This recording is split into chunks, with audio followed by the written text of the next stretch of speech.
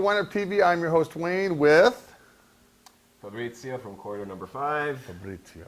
And Luca from Italy, winemaker from Italy. all right, so guys, this is what happened. A couple days ago at the Portland Art Museum, they had a tasting of Northern Italian whites from Alto Adige. And it was a nice seminar. These guys came over, presented it beautifully at the Portland Art Museum. And then yesterday you walked in the shop, and I'm remodeling the shop, so it was just mass confusion in here. And I didn't even know you were a distributor in town. No, yeah, just walked in and I was like, well, one thing that I remembered was your nails. I was like, wait a second, you're from Alto Adige, because you're asking questions. You know what? They don't forget the nails, do they? It's a little thing. Right, and the hat. And the hat, yeah, I'm a big hat guy. All right, so you have a small distribution company, Right. Heavily on Italy, a little bit of Spain, a little bit of France. Correct. Pretty much like that. All right, so guys, tell us about these wines and Luco. Tell us about yourself. I know I will speak slowly.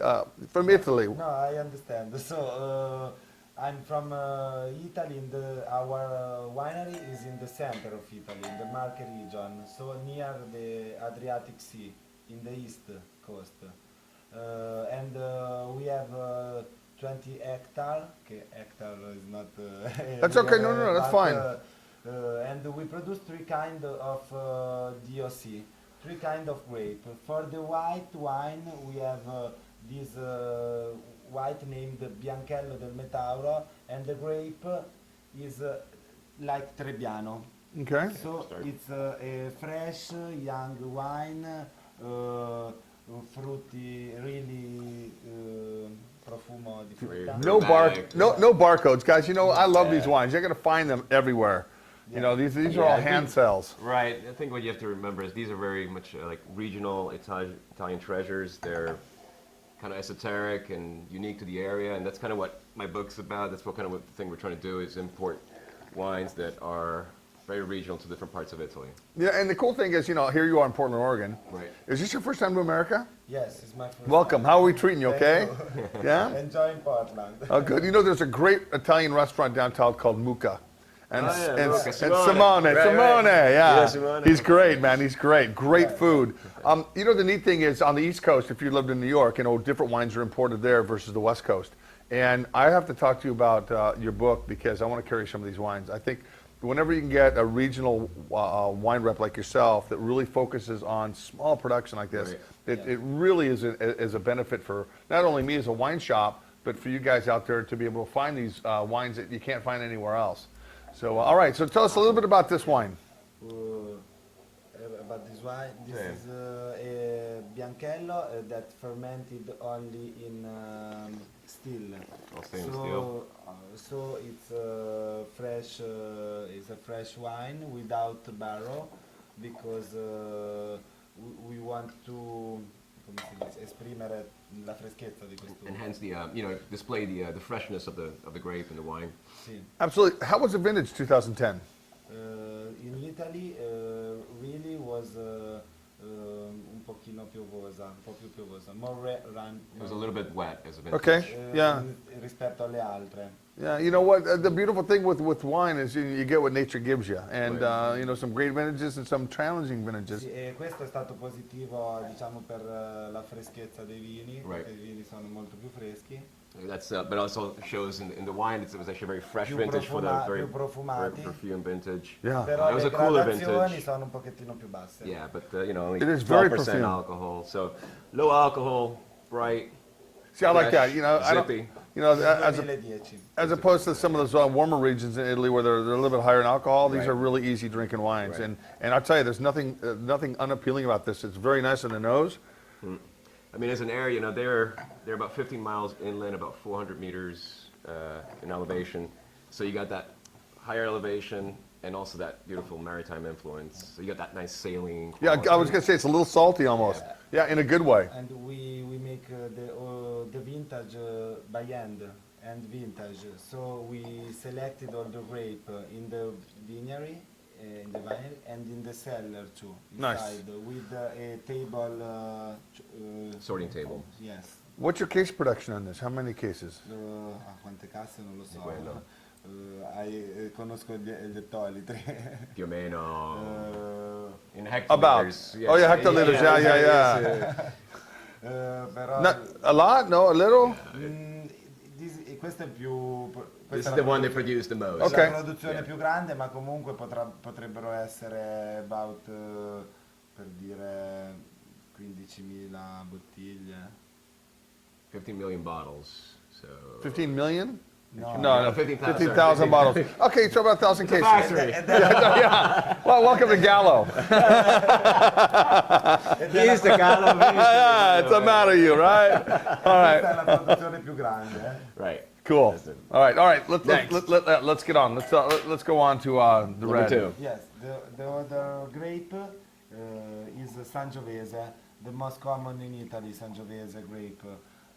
And in every part of Italy you produce Sangiovese, it is different. So it's a Sangiovese of Marche. It almost smells like it's carbonic macerated, just like whole berry cluster Very fermentation. perfumey.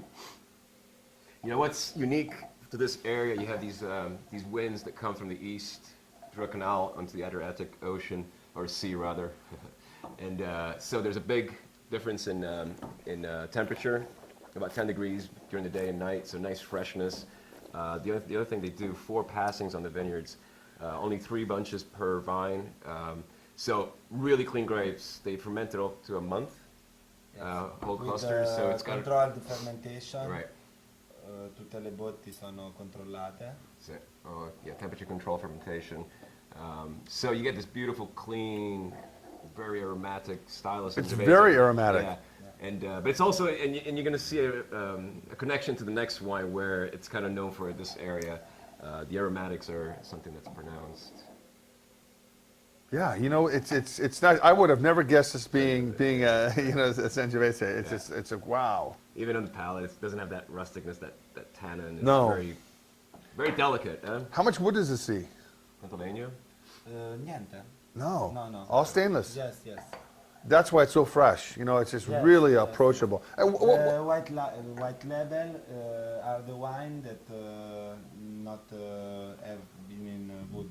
okay, what's retail on this one? Retail on that one there? Roughly. Probably about $12, $13. Okay, very affordable. And this one? About 14 to 15.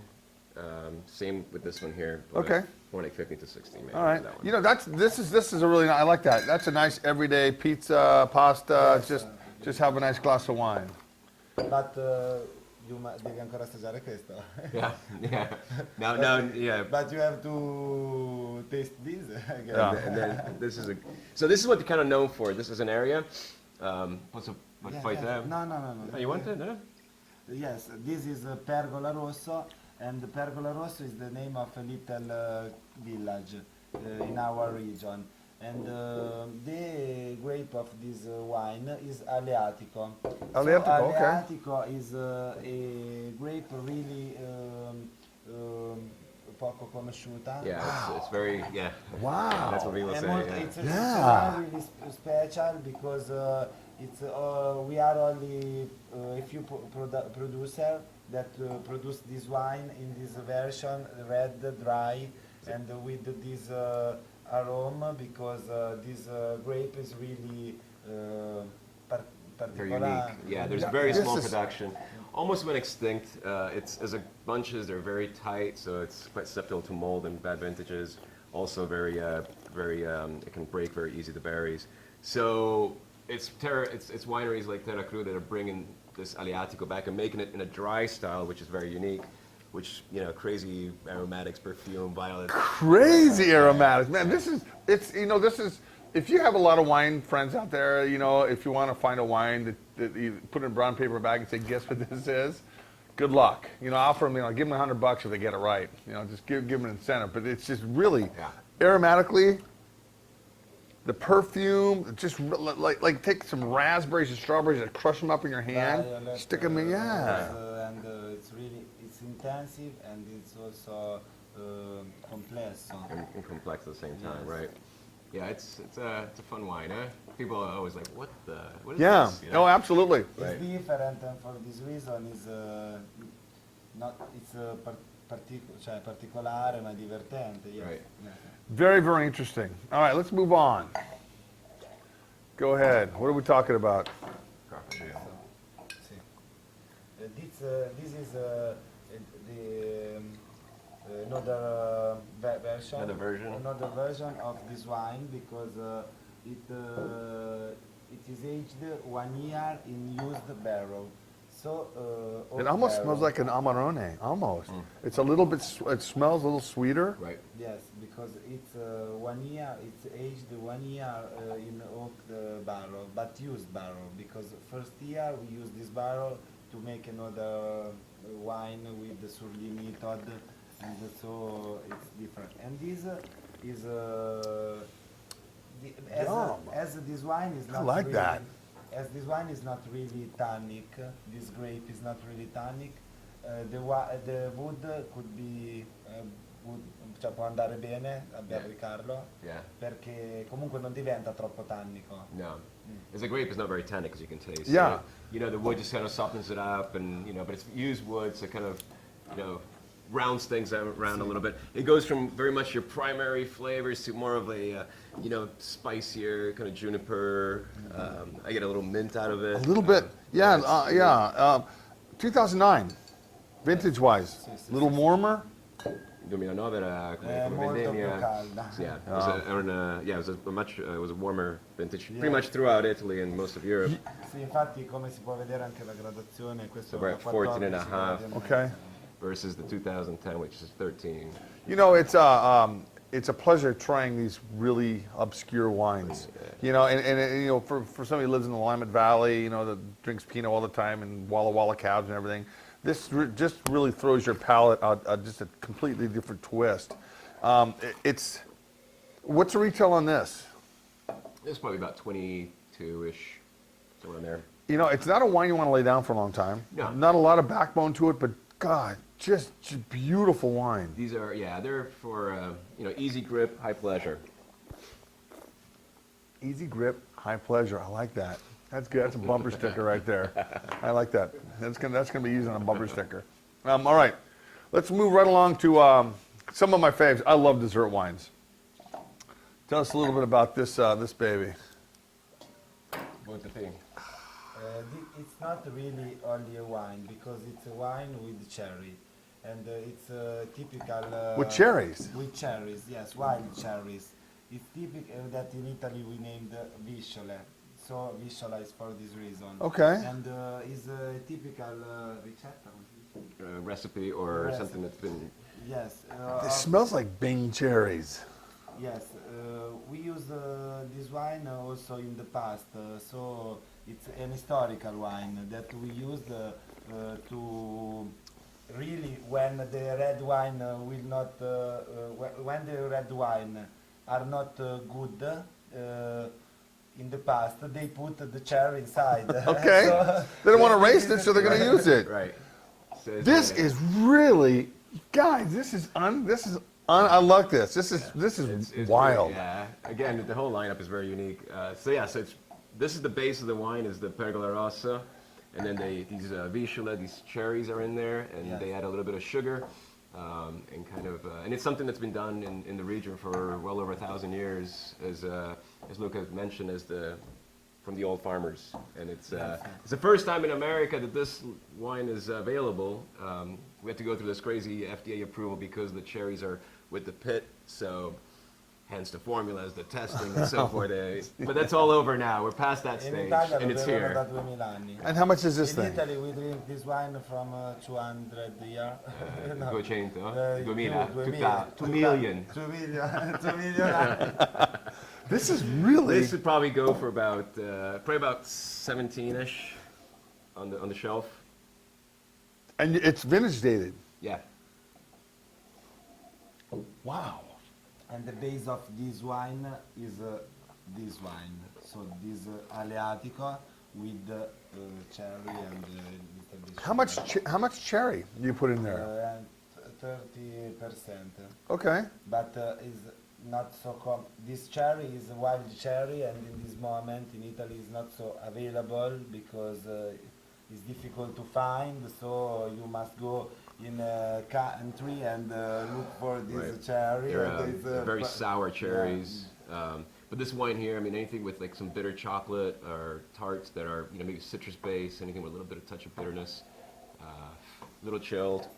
I'm just thinking a date. Scantily clothed. You can think all you want on the chocolate shit. All right, well, no, this is you talk about sauterine, you talk about dessert wines. This just takes it to the next level with that cherry. It's got that beautiful. I don't want to say cough syrup because it's not syrupy, but it's got that really nice flavor to it. Right. Some of the bartenders in town are, playing around with this with cocktails. I could see that easily in a nice cocktail. Just just a drizzle it on the top. Floater or something. Yeah. A little float with this stuff. Yeah, this has been fantastic. All right, so where are you going now? Dove andrò?